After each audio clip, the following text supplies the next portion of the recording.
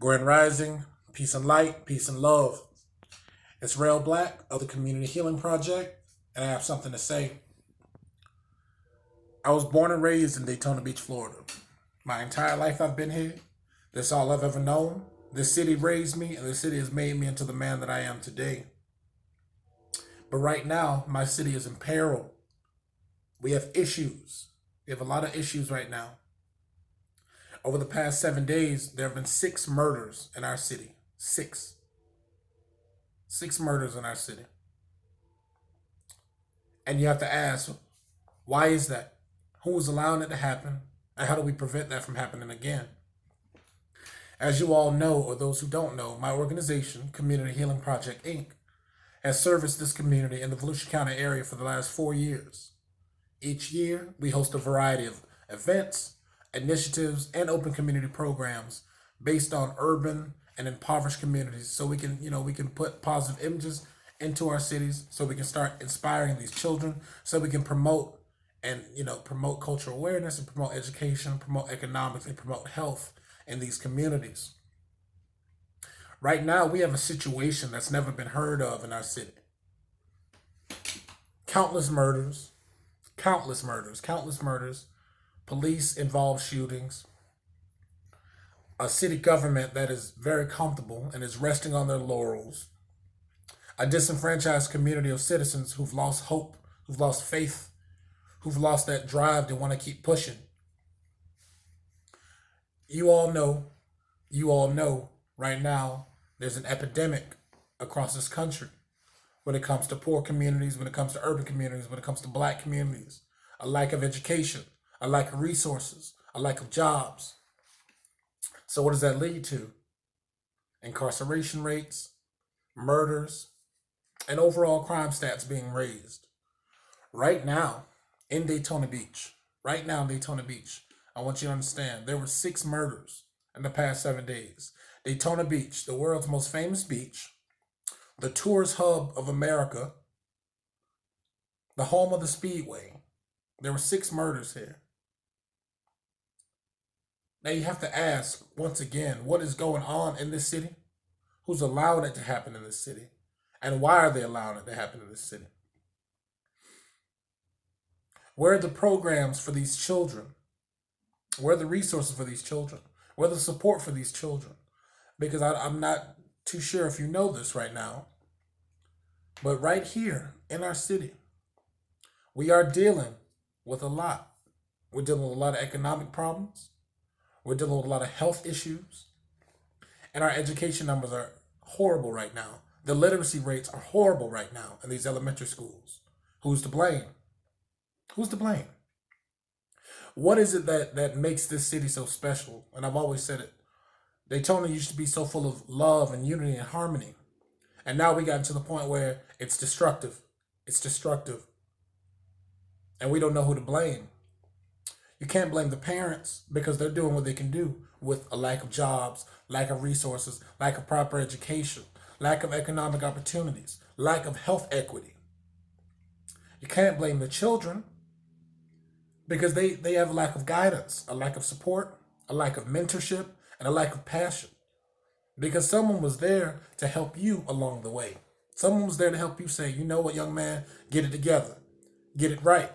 Now, these children are taking care of themselves. They're raising themselves. They're raising their other siblings because their parents are working, or their father's not in the house, or the mom's on she has an addiction problem. And this is reality right here in town.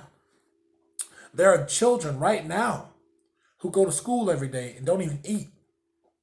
There are children here in town that the only time they do get a full belly is when they are at school. So you have to say, when you ask these young people, why are y'all committing crimes? Why are y'all stealing cars? Why are y'all doing all this? Think about it. Some of them have no choice. Some of these kids are looking for attention. They're looking for that just to be a part of something. They want to be a part of a movement. They want to be a part of a feeling. They want to feel love. So how do we do that as young Black kids? We get out and we cause issues. We cause trouble. Because we know no matter what type of attention it is attention grabbing. Psychologically, we are traumatized.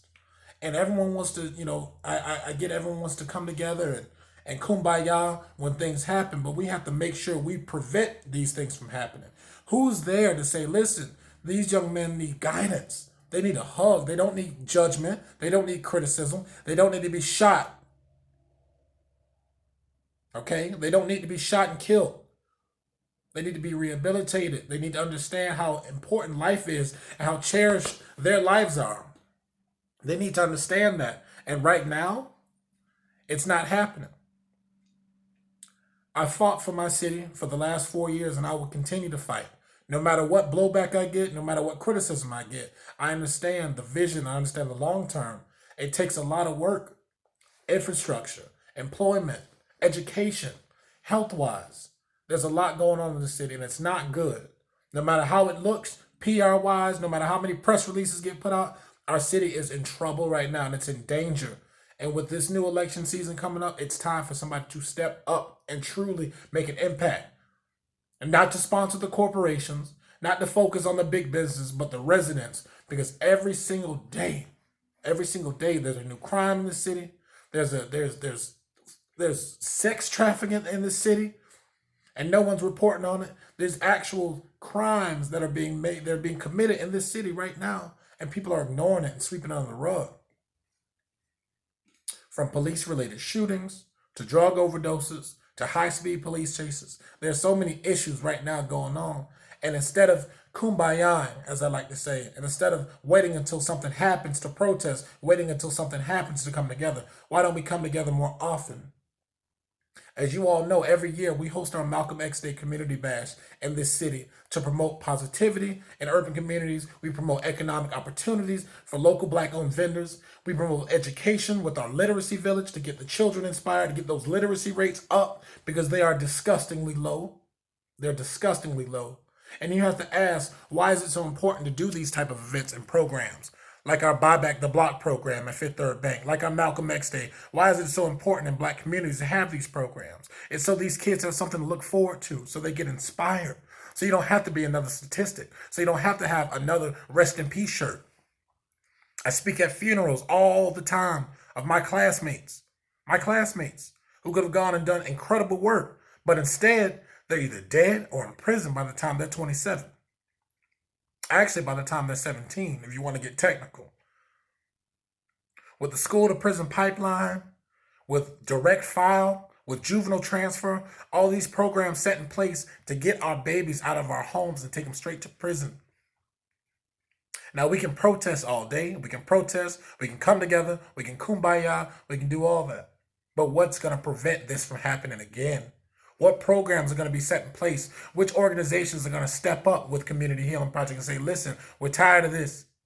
We're tired of it. We're tired of just complaining. We're tired of going to commissioner meetings. We're tired of going to meetings and being unheard. We're tired of writing letters to the government and being unheard. We're tired of going out of our way to make this community a better place and not get the support we need. We're tired of it. We are tired of it. Spiritually, we are tired of it.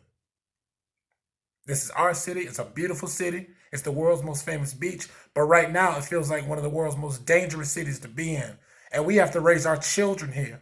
So for you tourists who don't understand what's actually going on in the city, find out. Come here and find out the truth. See, we're going to give it to you unfiltered. I'm going to give it to you raw and unfiltered. I don't have a press release. I don't have a big studio with a production crew. But I'll tell you this. The city needs help.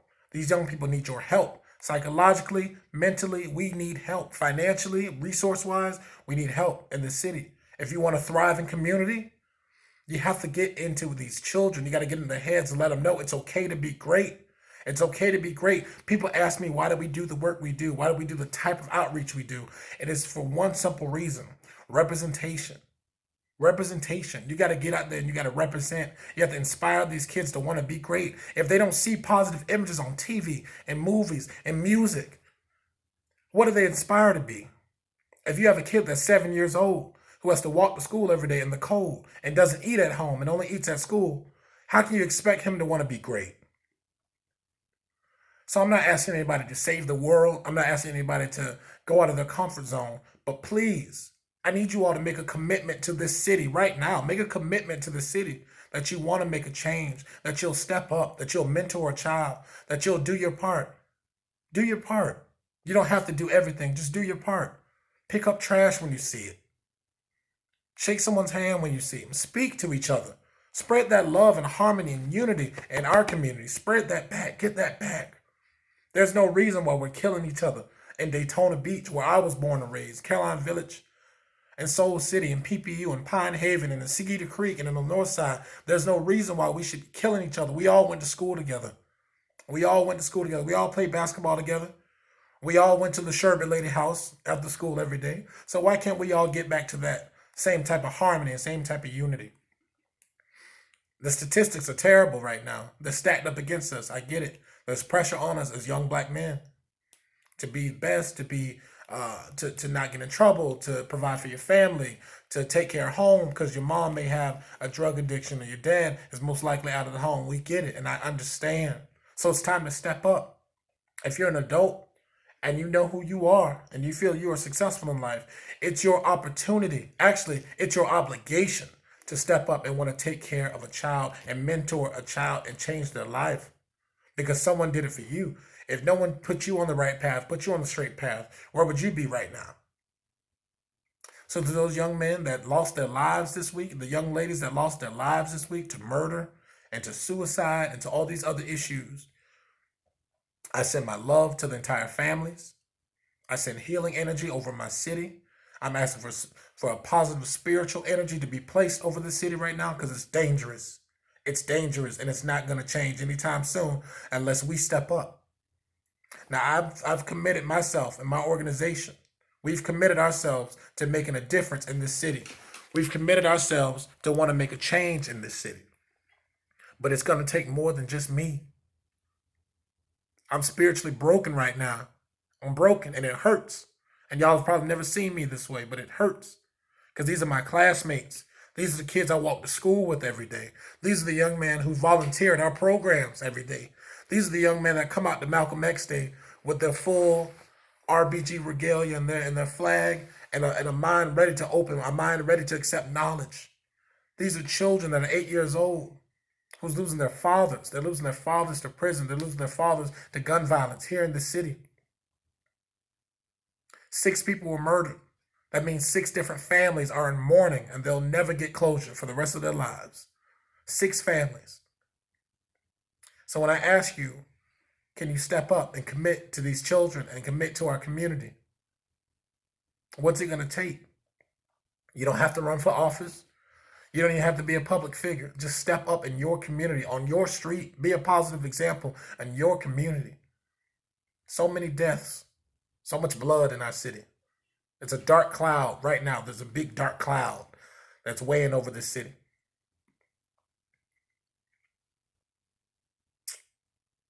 It's time for change, man. It's time for change. And if you are voting next year, you better vote for somebody that has your interests in mind. You better vote for somebody that understands what it is to be a resident in Daytona Beach. You better vote for somebody that cares about your children. Because guess what? Right now, nobody cares about our kids. Nobody cares about our brown and black students. If they did, our schools wouldn't have the literacy rates they do. If they did, we wouldn't be worried about police brutality in our city. We wouldn't be worried about police-involved shootings in our city. We wouldn't be worried about the high speeds and the robberies and the burglaries that are going on. We wouldn't have to worry about that if we stepped up proactively and said, you know what, young man, let me put my hands on you. Let me hug on you. Let me teach you something. Let me guide you. Let me mold you the way our parents did, the way our grandparents did. Y'all can sit there and say these young people don't have any sense. They don't have any sense. We do have sense. But just like you all, when you were 19 and 20, just like you, when you were 15 and 16, someone had to guide you and someone had to put you on the right path. That's not happening right now. Y'all are leaving these children to feed for themselves. Y'all have abandoned the young community. Y'all have divided us so much. We're so divided right now in this country as a whole. It's so awkward right now. No matter what, no matter how many meetings I go through, whether it's the ACLU, whether it's the Racial Justice Union, whether it's Florida Student Power, whether it's the Southern Poverty Law Center, it's the exact same rhetoric every time. You have people that don't look like me fighting for people that look like me. And the people that look like me, we're so distracted with issues, with poverty, with a lack of education, with a lack of resources, that we don't get how significant it is to step up and be a part of something. So do not take this video in vain. Don't take this message in vain. Step up, get active, be a part of your community and make a difference. This is a call to action. Step up, step up. Stop complaining on Facebook and social media if you're not going to step up and do something about it. You better do something about it because it's not going to change anytime soon. This is Rell Black, 386, and I'm out.